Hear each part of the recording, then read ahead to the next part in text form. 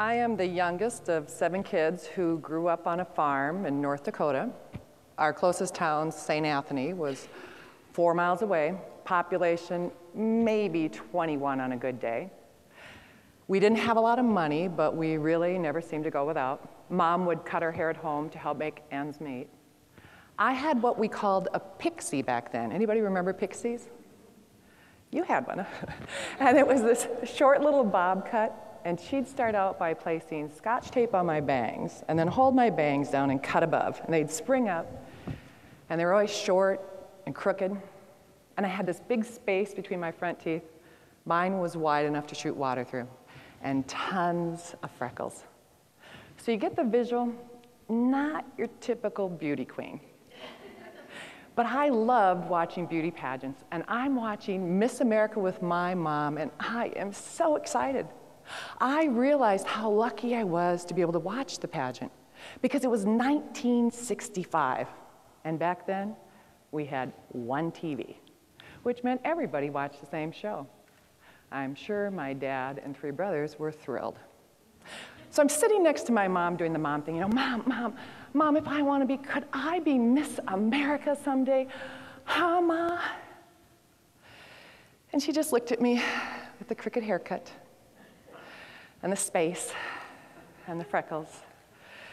She said, oh, honey, you're a little ray of sunshine.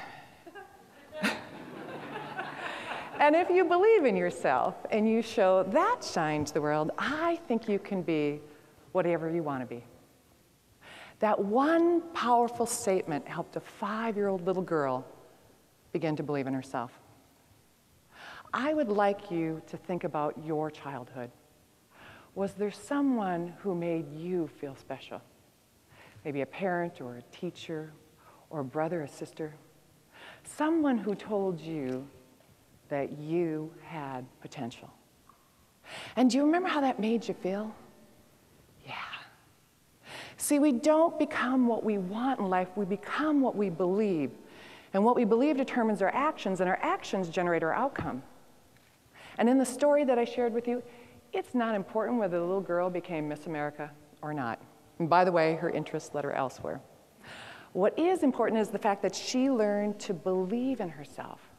Because whatever it is we desire in life, happiness, respect, more money, less stress, our success always depends on our beliefs. Internal messages always generate the external. And today is about how you can identify and challenge those limiting beliefs and stories that stop you from going after what you want in life and from being who you want to be. Just imagine, if you could be anywhere, doing anything right now, what would that look like? Where would you be?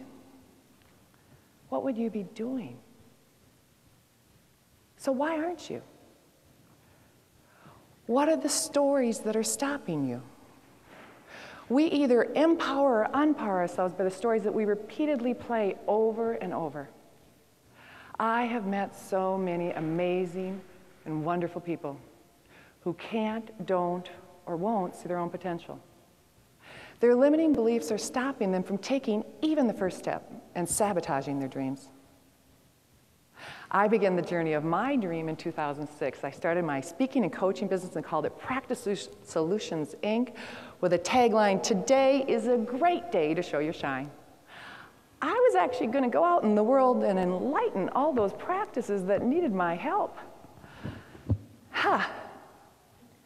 After calling on 200 practices with 0 yeses and 200 no's, I started to rethink my decision. Negative self-talk like, what was I thinking? I'm not a speaker or coach. I don't even have one client. And what if I don't know the answer to something? Or what if I fail? I should just go back to being a manager. I knew what I was doing, and I was good at it. Except for it was already too late. All I really wanted to do anymore was to coach people to succeed. There's a quote that goes, "Feel the fear and do it anyway. Doors swing open when you're ready to walk through them." Well, my door swung open, and in walked Linda Miles. And she graciously shared some of her vast knowledge, and she invited me to attend SCN 2007 in Charleston, South Carolina. I am convinced attending SCN was the launching of my career.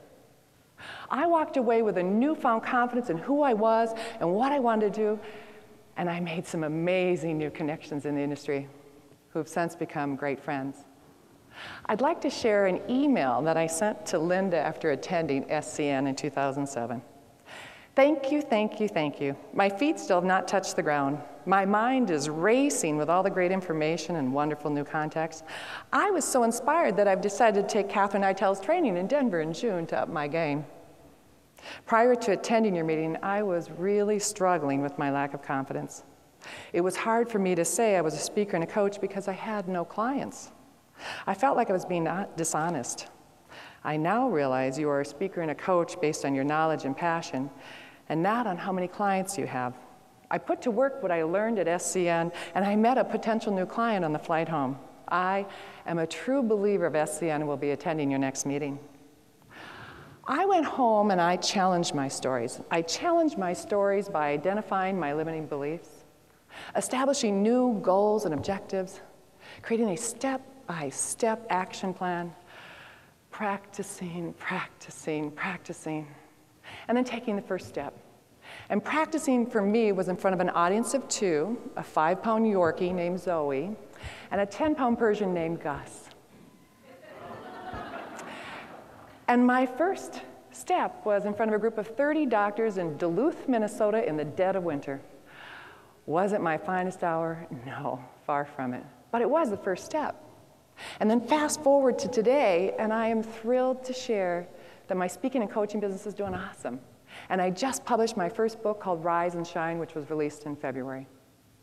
Oprah Winfrey said, "We are all responsible for ourselves. You create your own reality by the way you think and therefore act."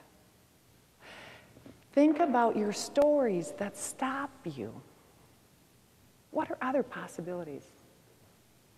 I'm going to challenge you today to identify and change the limiting beliefs and stories that are stopping you from going after what you want in life and from being who you want to be. Because the truth of it is, none of us are who we were.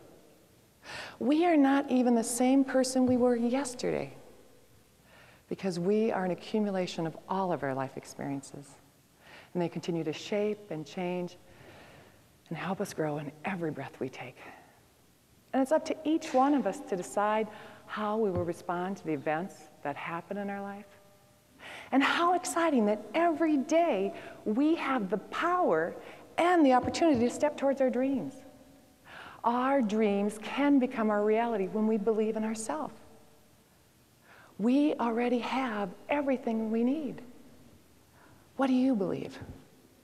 Internal messages always generate the external. Thank you.